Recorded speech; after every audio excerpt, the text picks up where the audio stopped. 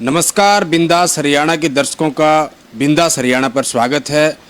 इस वक्त हमारे साथ मौजूद है गोहाना से कांग्रेस के विधायक जगवीर सिंह मलिक। मलिक साहब, आपका बहुत बहुत स्वागत है बिंदास हरियाणा पर। धन्यवाद, आपके सब दर्शकों का धन्यवाद जो मेरे को सुन रहे हैं। मलिक साहब, गोहाना से आप विधायक हैं, आपके साथ लगते बड़ौदा में जो चहलकदमी है, जो गर्माहट है, वो यहाँ तक भाप पा रहे होंगे, गर्मी जो यहाँ तक आ रही इलेक्शन की। देखिए, गोहाना और बड़ौदा ये कोई अलग नहीं है, दोनों का एक ही सिस्टम है। बल्कि मेरा गोहाना हल्का तो ज़्यादा हल्का सोनीपत तहसील में पड़ता है या गन्नौर तहसील में भी है, तो ज़्यादा हल्का वहाँ पड़ता है। लेकिन मैं तो बड़ौदा हल्के के हार्ट में बैठा हूँ। ये गोहाना सब डिवीज़न जो है ना, मैक्सिमम जो है ना, सब तकरीबन गांव बड़ौदा हल्के के हैं। ये गोहाना ही बड़ौदा हल्के के लोगों के लिए है। बिल्कुल, ये गोहाना है जो बड़ौदा हल्के के लोगों के लिए। जैसे कि मलिक साहब, बड़ौदा में बाई इलेक्शन होना है। पिछली बार लगातार 3 बार से यहाँ आपकी पार्टी के ही विधायक थे श्री कृष्ण हुड्डा जी, हालांकि उनका स्वर्गवास हो गया और उसके बाद ये सीट खाली होगी। बड़ौदा जो उपचुनाव होना है, कांग्रेस की क्या कुछ तैयारियां हैं उस उपचुनाव को लेकर? ये बड़ौदा चुनाव जो है, आम जो लोगों का सोच है या पार्टी का सोच है, ये चुनाव कैंडिडेट्स पर निर्भर नहीं करता। ये चुनाव चौधरी भूपेंद्र सिंह हुड्डा और मनोहर लाल खट्टर के बीच में है। इन दोनों की तुलना होगी, दोनों के विकास कार्यों की तुलना होगी। 6 साल में उन्होंने क्या किया और 10 साल में हुड्डा साहब ने क्या किया इस इलाके के लिए, जो आज पहले कभी नहीं आए। बीजेपी के चीफ मिनिस्टर या और कोई मंत्री 6 साल तक उन्होंने इस इलाके को नहीं देखा, जो समान विकास की बात करते हैं। और आज रोज़ाना दौरे हो रहे, ये कब तक होंगे ये समय बताएगा। तो ये तो मतलब के लिए यहाँ चक्कर लगा रहे, लोग समझ रहे हैं इनको। और मैं कहता हूँ कि यहाँ चौधरी भूपेंद्र सिंह हुड्डा का वर्चस्व है और कायम रहेगा।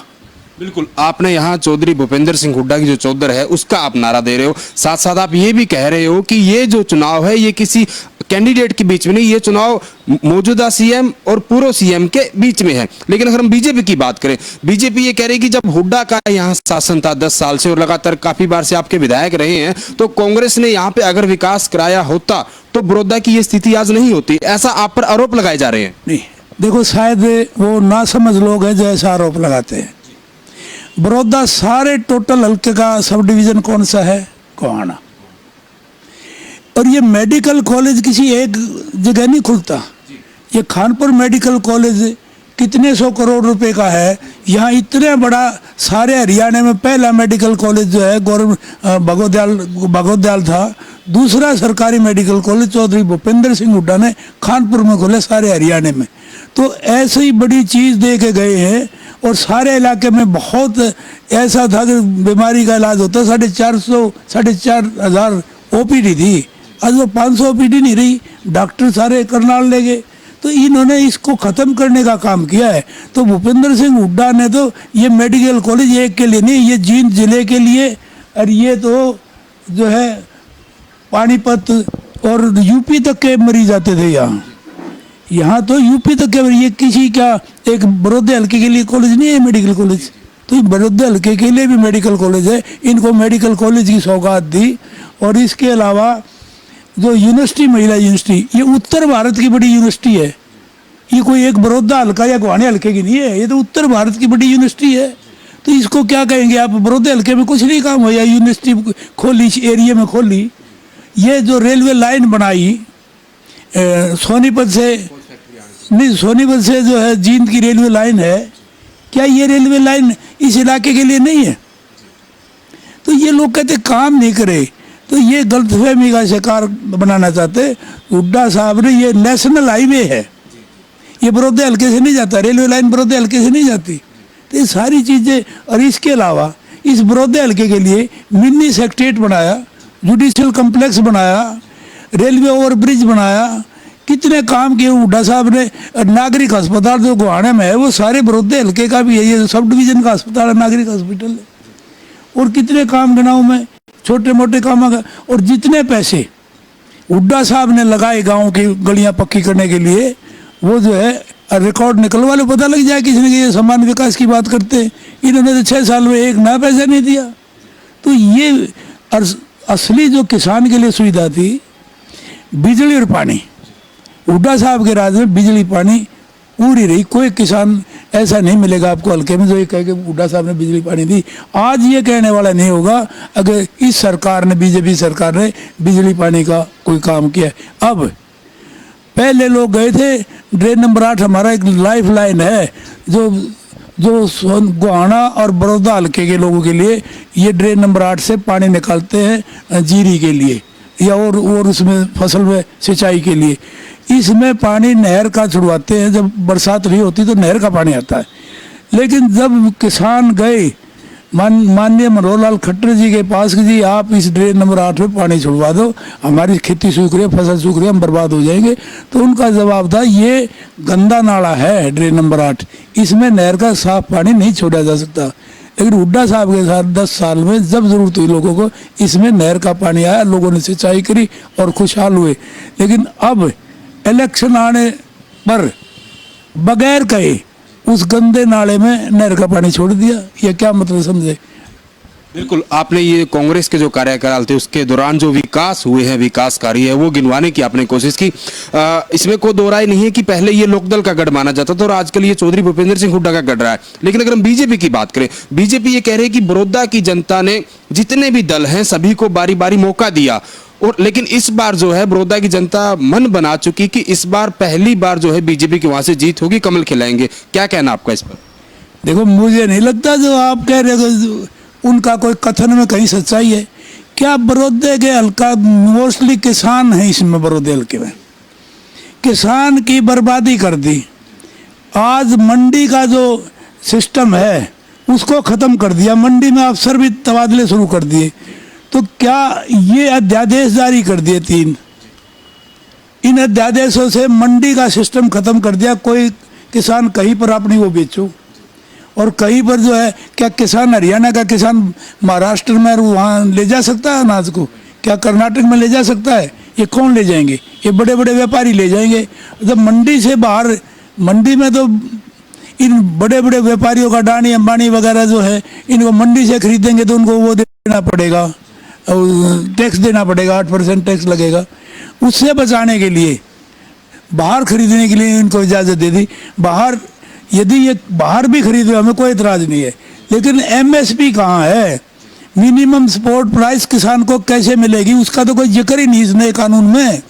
तो जहाँ MSP नहीं मिलेगी तो अपनी उनके टर्म्स बेचनी पड़ेगी किसान मजदूरी में, चाहे 1500 ले, 1400 ले, 1200 ले, किसान को गेहूँ बेचना पड़ेगा क्योंकि MSP नहीं है। यदि ये शर्त लगा देते इसके साथ अध्यादेशों में, अब इतने रुपए से कम जो सरकार का रेट फिक्स है, इतने से कम में खरीदोगे तो उस पर आपराधिक केस दर्ज होगा।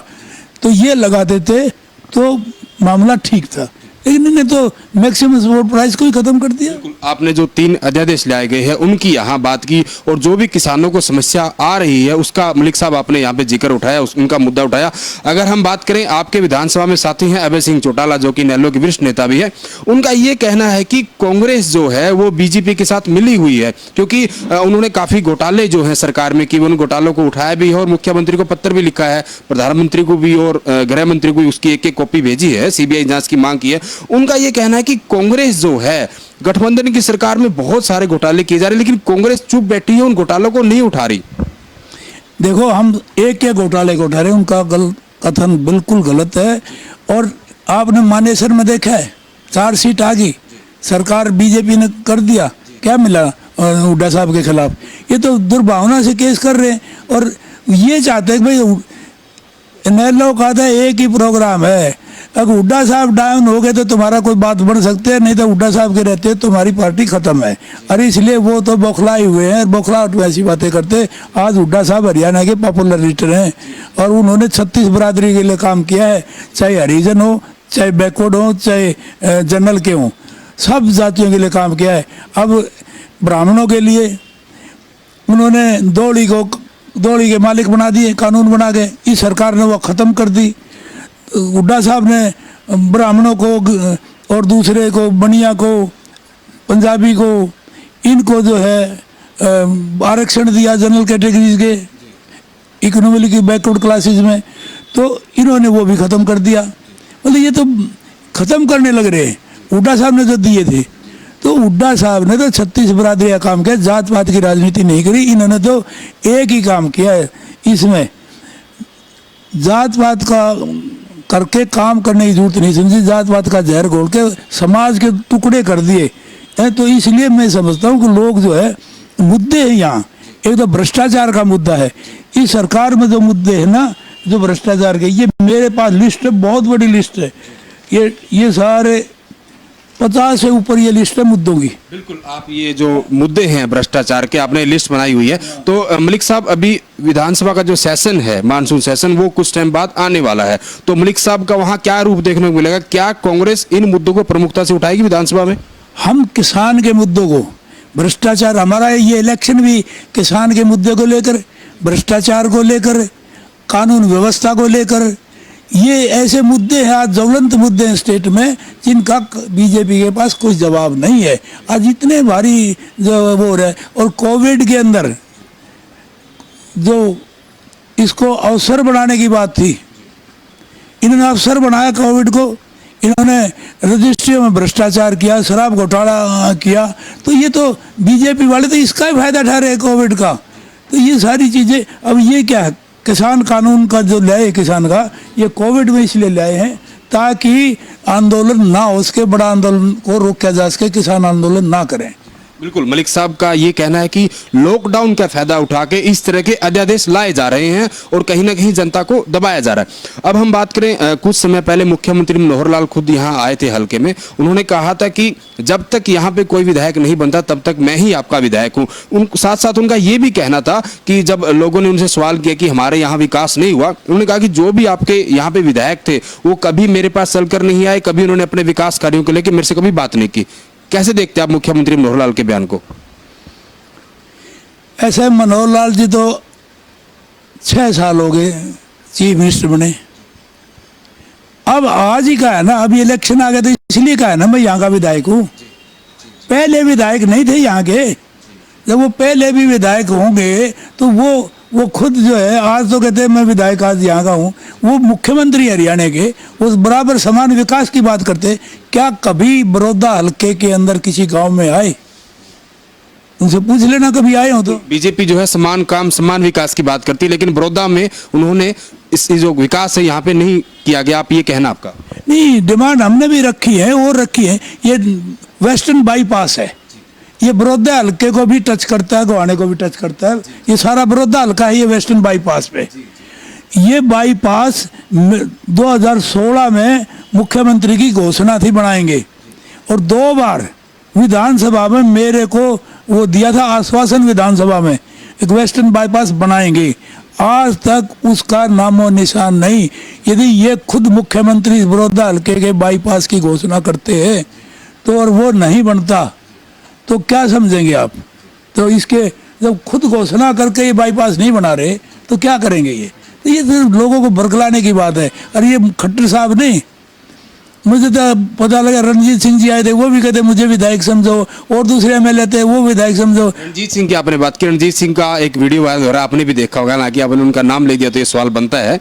उन्होंने कहा था कि जो भूपेंद्र सिंह हुड्डा है, जब सरकार जब इनकी बीजेपी की बन गई तो वो जाते ही नरेंद्र मोदी के पास चले गए और उनसे मिल लिए और माफी मांग ली, ताकि उनको जो उन पे केस चल रहे हैं उनको लेके कहीं ना कहीं भविष्य में उनको दिक्कत ना आए। डर के मारे वो उनके पास जाके बैठ गए, मोदी के साथ जाके मिल गए, ऐसा उन्होंने कहा है। देखो, मैं समझता हूँ चौधरी रणजीत सिंह को तकलीफ है तो वो ठीक ही होगी, क्योंकि वो टिकट मांग रहे थे कांग्रेस की। हुड्डा साहब ने कोशिश करी, नहीं मिली, तो अपनी तकलीफ में कोई बात कह रहे हैं। लेकिन कुलदीप शर्मा जी पीछे बता रहे थे अगर चौधरी देवीलाल का राज तोड़ने में रणजीत सिंह का हाथ है, तो कुलदीप शर्मा जी बता रहे थे। तो मुझे नहीं पता ये क्यों ऐसा बयान दिया है, लेकिन शायद ये तकलीफ होगी अगर उनको टिकट नहीं दिला सके। लेकिन जब इतने नज़दीक की सारी बात उनको पता है तो कितने नज़दीकी थे, तो इसलिए टिकट ना मिलने का उनको दुख है, और हम भी उसके दुख में शामिल हैं। आदमी ठीक है, लेकिन कोई कह दे कोई बात नहीं, अपने दुख में तो कुछ भी कह सकते। बिल्कुल, चौधरी रणजीत सिंह चौटाला जो है आदमी अच्छे है, ऐसा कहना है विधायक जगबीर मलिक का। मलिक साहब, लगातार 3 बार जब से ये हल्का सामान्य हुआ है आरक्षित से, तो बड़ौदा की जनता ने कांग्रेस को ही मौका दिया है। आपके उम्मीदवार को ही जिताकर विधानसभा यानी कि चंडीगढ़ भेजा है। कांग्रेस के पास ऐसा क्या प्लान है कि चौथी बार भी बड़ौदा की जनता कांग्रेस पर ही विश्वास जताए? बड़ौदा की जनता को इस बीजेपी पर कहीं विश्वास नहीं है। बीजेपी के राज में किसान तकलीफ में है। कोई भी काम आज खबर आई है, अगर तहसीलों में हर एक जगह वो बिठा दिए अगर यहाँ भ्रष्टाचार ना हो। 6 साल तक भ्रष्टाचार होता रहा, इलेक्शन बड़ौदा का आ गया तो भ्रष्टाचार खत्म हो जाएगा। लोग भ्रष्टाचार से दुखी हैं। लोग जो है इनके कानून व्यवस्था, रोजाना मर्डर, रोजाना इससे दुखी हैं। तो किसान की आज जो हालत हुई है इसमें, इससे दुखी है। गरीब आदमी का गांव में मकान बनाने के लिए हुड्डा साहब पैसे दिया करते, एक मकान किसी उसमें नहीं बना। हुड्डा साहब जो है घर घर पानी पहुंचाया, टंकी दी, आज वो टंकी फूटी पड़ी, उनको पूछने वाला कोई नहीं। हुड्डा साहब ने प्लॉट दिए, आज वो प्लॉट जिनका कब्जा मिला उस टाइम मिल गया, आज एक भी प्लॉट का कब्जा नहीं दिया, नया प्लॉट नहीं दिया। हुड्डा साहब ने जो है इन लोगों के लिए स्कूलों में पढ़ाने के लिए जो है उनका वजीफा, किताब, फीस माफ, वर्दी और 7वां वजीफा, तो ये काम हुड्डा साहब ने किए। तो ये काम आज बीजेपी इनको खत्म करने लग रही है, बीजेपी इनकी सब्सिडी खत्म करने लग रही है। हुड्डा साहब ने इतने बीपीएल कार्ड बनाए, एक बीपीएल कार्ड काटने का काम कर रहे हैं। गरीब आदमी के लिए हुड्डा साहब ने जो काम किए 36 बराबर, लेकिन इन्हें तो जहर घोल दिया, एक नारा दे दिया इस हरियाणा की जनता को बरगलाने के लिए, आपस में फूट डालने के लिए नारा दे दिया। फूट के नाम पर ये वोट मांग रहे।